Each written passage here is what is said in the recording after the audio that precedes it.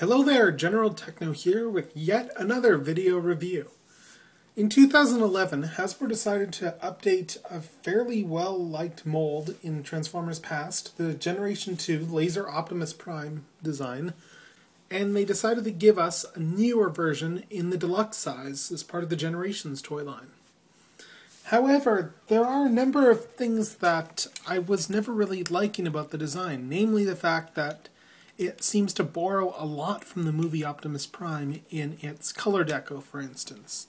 Enter Takara Tomy, who in their wisdom, as part of the United toy line, decided to redo the paint deco on this guy and release a more accurate version of the Laser Optimus Prime G2 version.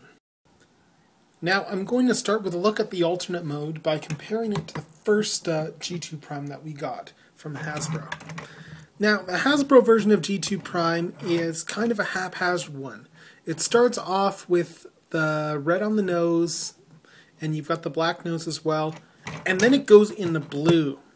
And yeah, the original toy was a completely black truck, and this is something that always rubbed me the wrong way. And I'm not referring to the rub sign that this toy has. What they did on the Generation 2 version that is in the United toy line is they were truer to the original. They gave it a completely black color scheme here, and they even, if you look at the noses, they even tapered the flames off here and added some red, just that it looks more like the original. I honestly think, though, that the flame deco is one of the better things that they've added to this toy, and it really fits the Laser Optimus Prime design quite well. Another quick observation that's fairly apparent is just the shade of plastic that's used. The Hasbro one uses a far more washed out gray plastic, which, yeah, it shows up on camera here, but then the Takara Tomy one uses a darker brown, which looks much nicer in person, quite honestly. One thing that makes this a definite upgrade over the original G2 Optimus Prime toy is that while that one used a fake chest, this one does not, and in fact is built around allowing the cab to come down and form the chest. Also very impressive on this figure is the leg transformation, which is far more involved than one would initially think and involves the wheels collapsing into the legs themselves. The final step in Prime's transformation involves taking his trailer hitch, unfolding it and unswinging the hitch here, and transforming it into his sword. To do a quick comparison, here he is next to Hasbro's version of the mold.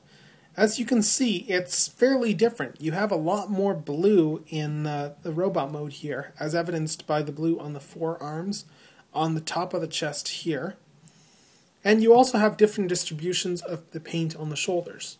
Another major difference is the actual color of the windows. Whereas this one uses blue, which is closer to the original toy, this one uses an orange, which seems to be twofold. On the one hand, the blade especially seems to be a homage to the movie Optimus Prime sword, and that helps give it an orange blade and keep the homage intact. Also, the way it's actually set up, if you notice here, these parts here on the grill are clear, which actually allows light to shine through on this mold here. See, the original Laser Prime toy had a light-up gimmick where you could actually press a button and the shoulders would light up. Since they obviously didn't have electronics here, they tried to replicate that on the original Hasbro toy by using the orange plastic there so that you could shine a light through. However, quite honestly, this works dubiously to some extent, so it's not really a feature that I miss. And though I really do like the orange sword here, I do like the accuracy of this guy a bit better. Another major difference as well in the actual mold is that I cut this off on my Hasbro one, but there is a little peg here.